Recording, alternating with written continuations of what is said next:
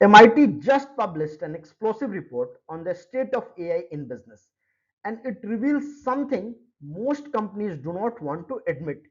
Despite billion being poured into Gen AI, 95% organizations are getting absolutely zero return on their investment. Only a tiny 5% are actually turning AI pilots into measurable business impact.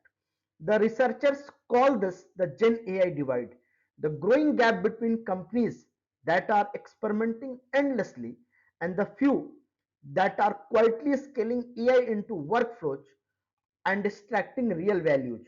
This divide is shaping who will win, who will fall behind in the era of AI. And over the next few minutes, I will walk you through why it exists, what really happening inside enterprises, and what separate winner from the rest. Here is the surprising reality. Enterprises have invested between 30 to 40 billion dollars into Gen AI, yet 95% have seen zero return on investment.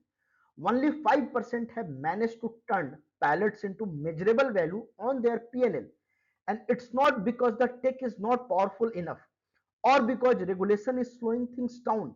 The real issue is how organizations approach AI and how they fail to make it learn, adapt, and embed into real workflows. Adoption is high. 8 in 10 organizations have explored tools like ChatGPT or Copilot, and 4 in 10 have deployed them somewhere. But here is the kicker: only 5% of custom enterprises AI tools make it past the pilot stage. That is the essence of Gen AI divides. Lots of experimentation, very little transformation. Most tools collapse under the weight of brittle workflows, lack of contextual learning, and poor integration in day to day operation. Now let's zoom out. If AI were truly disruptive today, we would see industry-wide shifts, new market leaders, broken value chains, major changes in customer behavior. But MIT's disruption index shows only two sectors, technology and media, experiencing real structural change. 7 out of 9 industries remain largely untouched, stuck in experimentation. The hype may be global, but the disruption is highly selective. Here is where it gets fascinating. Official enterprise pilots may stall, but employees are not waiting. Over 90% workers already use personal AI tools like ChatGPT or Claude to get work done, even though only 40% firms have paid for licenses. This shadow AI economy is where the real transformation is happening. It's bottom up, not top down. Workers are crossing the Gen AI divide daily while enterprises are still stuck in pilots. Where are budgets flowing? Over half of Gen AI spending is going into sales and marketing use cases, email campaigns, lead scoring, content generation. They're easy to measure, so boards love them. But here is the irony: the highest ROI is often hiding in the back office, finance, procurement, compliance.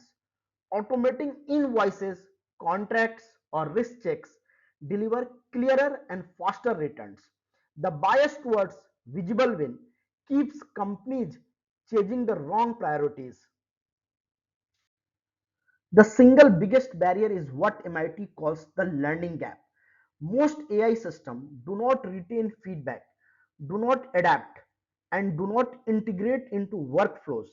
ChatGPT is brilliant for quick drafts, but ask it to handle a mission critical ongoing task. It forgets context, it repeats mistakes, and it does not evolve. That is why employees happily use it for personal tasks but abandon enterprise tools for serious work. The divide is not about intelligence, it is about memory and adaptability. So, how do we bridge this?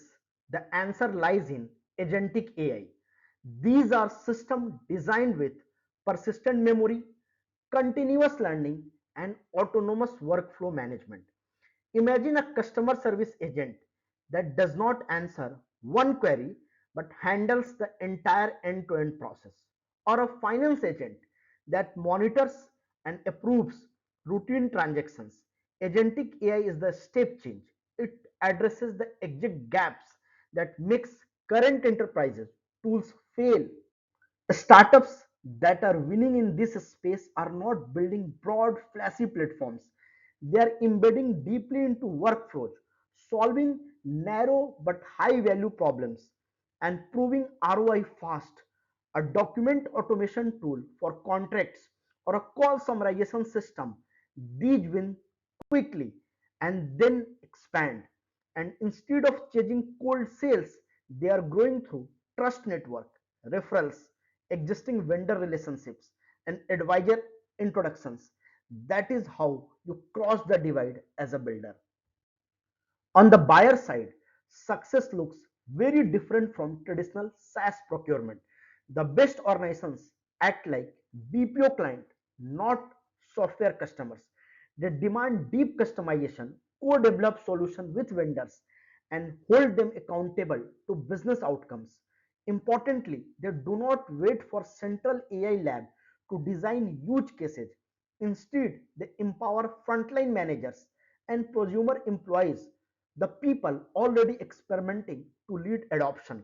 The bottom up energy is the real accelerator. So, what does it take to cross the Gen AI divide? Three things. Stop building static tools that require endless prompting. Start partnering with vendors who offer adaptive learning systems, and empower the people closest to workflows, your line managers and prosumers, to lead adoption. The future is moving towards agentic web, where autonomous AI agents collaborate across platforms and vendors, reshaping how business is done. The window is closing fast. By 2026, enterprises will have logged in their AI ecosystem.